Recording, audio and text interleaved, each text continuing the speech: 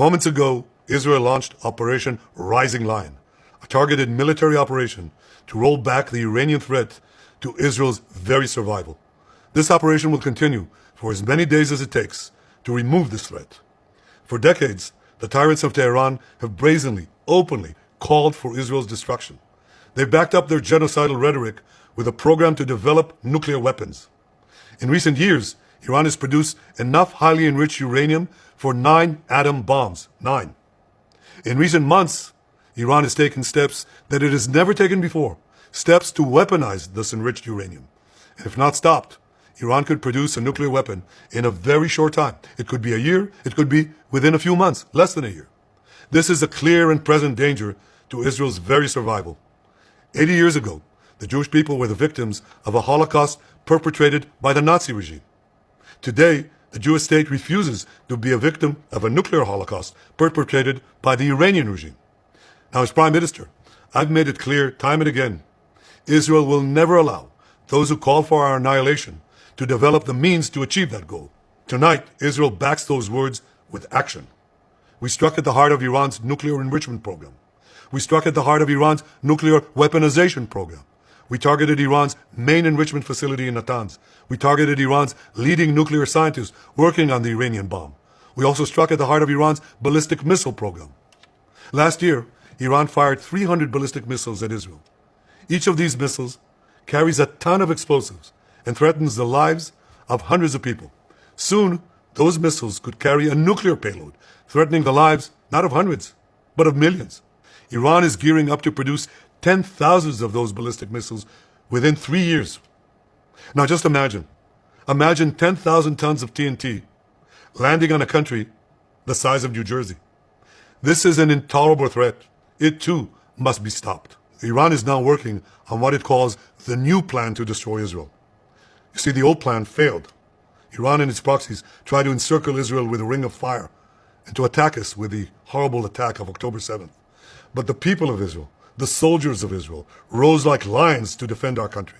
We crushed Hamas, we devastated Hezbollah, we hit Iranian proxies in Syria and Yemen.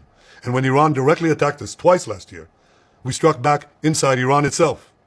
Yet in defending ourselves, we also defend others. We defend our Arab neighbors. They too have suffered from Iran's campaign of chaos and carnage.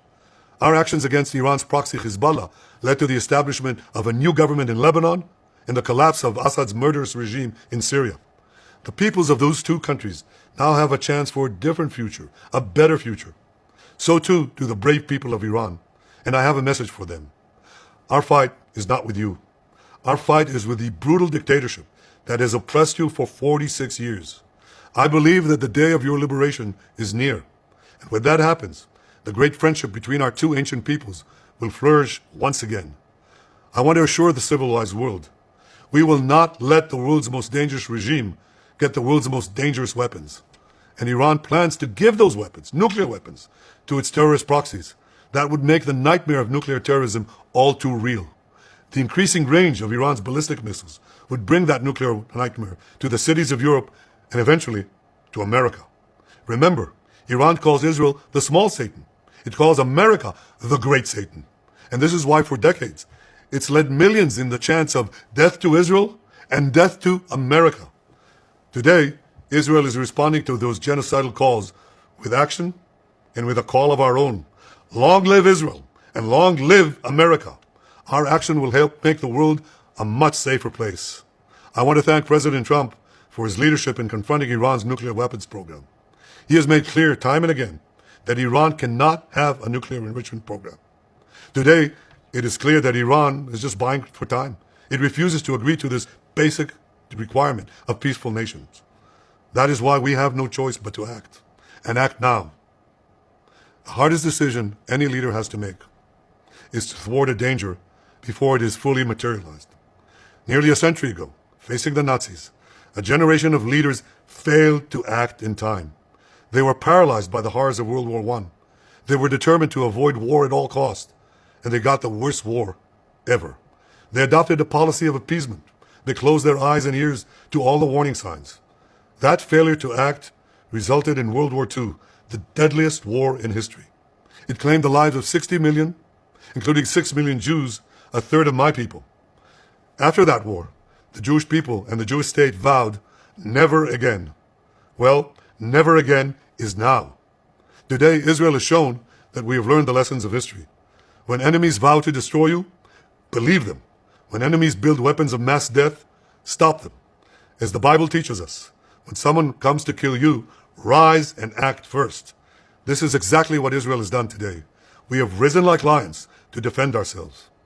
Over 3,000 years ago, Moses gave the people of Israel a message that has steeled their resolve ever since. Be strong and courageous, he said.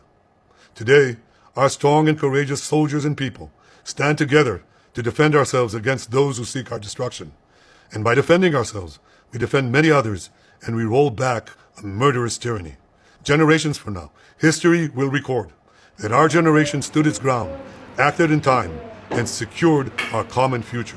May God bless Israel. May God bless the forces of civilization everywhere. Thank you.